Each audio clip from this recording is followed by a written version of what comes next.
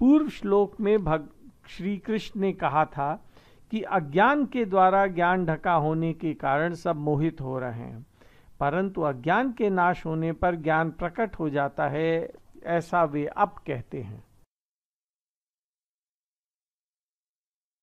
परंतु जिन्होंने अपने जिस ज्ञान के द्वारा उस अज्ञान का नाश कर दिया है, उनका वह ज्ञान सूर्य की तरह परम तत्व परमात्मा को प्रकाशित कर देता है।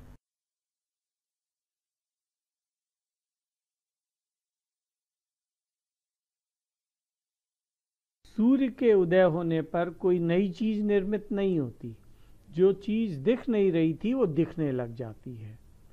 ऐसे ही भगवान जो स्वतः प्राप्त हैं, अज्ञान के होने पर उनका अनुभव नहीं होता है, परंतु जब विवेक से इस अज्ञान का नाश हो जाता है तब स्वतः सिद्ध भगवान का अनुभव होने लगता है।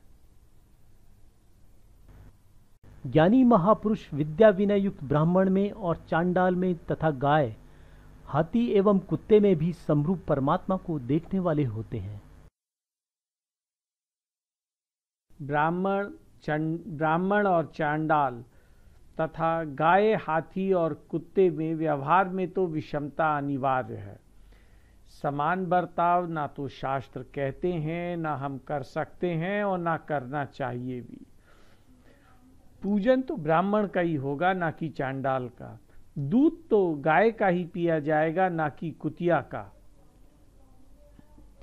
इनमें व्यवहार की समता संभव ना होने पर भी तत्वता सब में एक परमात्म तत्व ही परिपूर्ण है।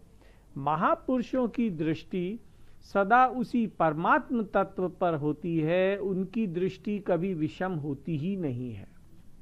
समता को समझने की बड़ी आवश्यकता है, क्योंकि ये साक्षात ईश्वर का स्वरूप है।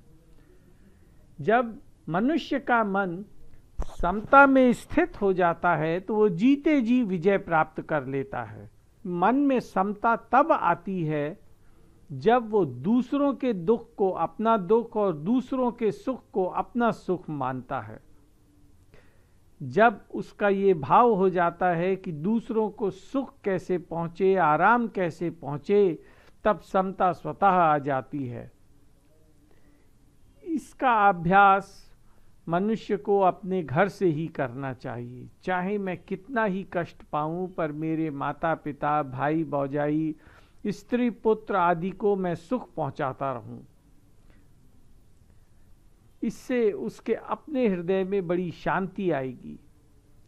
जब घर के लोगों को हम सुख पहुंचाएंगे तो हमारे अंदर आनंद की लहरें आने लगेंगी। हाँ, ममता पूर्वक किसी को सुख पहुंचाने से हमारी उन्नति नहीं होगी, या फिर जिनको हम सुख पहुंचा रहे हैं उनसे अपनी ममता हटा लें।